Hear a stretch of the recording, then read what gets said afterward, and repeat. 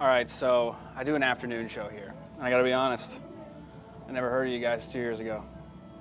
And that's okay. Hey, that's okay. 2 years ago, Yeah. you guys played at Green River Community College. I didn't even live here at the time. The only reason I know this I remember this show. Yeah, I did is too. the only reason I know this because one of our listeners upstairs, you're about to meet her.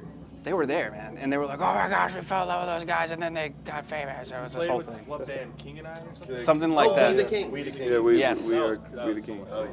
Yeah, so it's just insane to me that this business is so, it's so weird, right? Yeah. So 2 years ago, you're playing Green River Community College. Not Yeah. that it's a bad place. Right. Yeah, But it's not the drove key. ourselves in Yeah. our airport shuttle van that we had named the Dragon Wagon. That was actually probably the best paying gig we had up to that point. That was amazing. That was a great show. We could like go have a meal together after that at We were able to Denny's. eat like meat after the show. Denny's.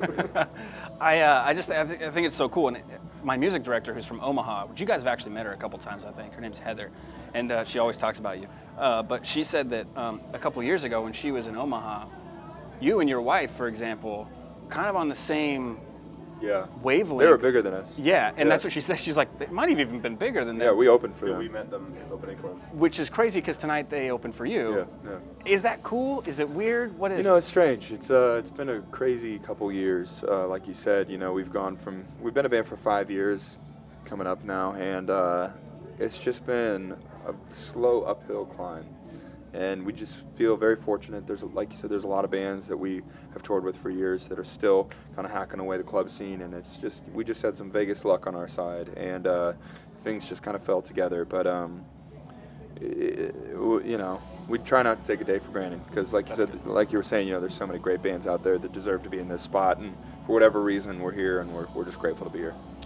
When, are you guys are writing right now? Are you about to be, or are you? When in the this process? tour concludes, when the arena tour concludes, we'll kind of hunker down in the studio. We've been writing, I mean, on the road for years, for the year, 2 years that we've been on the road, just because we always are writing. But yeah, we want to take some time off to really evaluate where we're at and what our vision is, and try to go after that.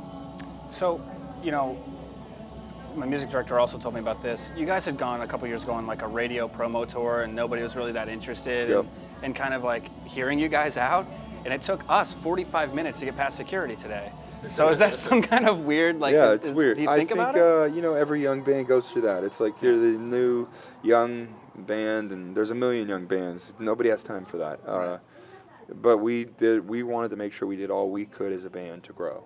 We wanted to be able to play overseas. We wanted to go to South America. We wanted to go to Asia, UK. We had so many influences from bands that were overseas that it was our goal to move internationally. And in order to do that, we were willing to work and to grind on the road like a lot of musicians are. And for whatever reason, like I said, we got lucky, and I think we knocked enough times on the door that somebody finally answered. Somebody actually asked me if you guys were a British band, and I was like, no, they're not. No, it happens. Yeah, when we saw Jared Leto the other day, he thought we were not. He was like, "You guys aren't Australian or something?" We were, no, from Las Vegas. The vocal tone helps confuse people. Yeah, probably. You guys, when you're live, at least from past performances I've watched, I've never seen you live. I will tonight. But you guys are a very garage rock band. Like, Yeah. we're here and we're partying, and you should party with us. Yeah. How is the dynamic going to change in a huge arena like this?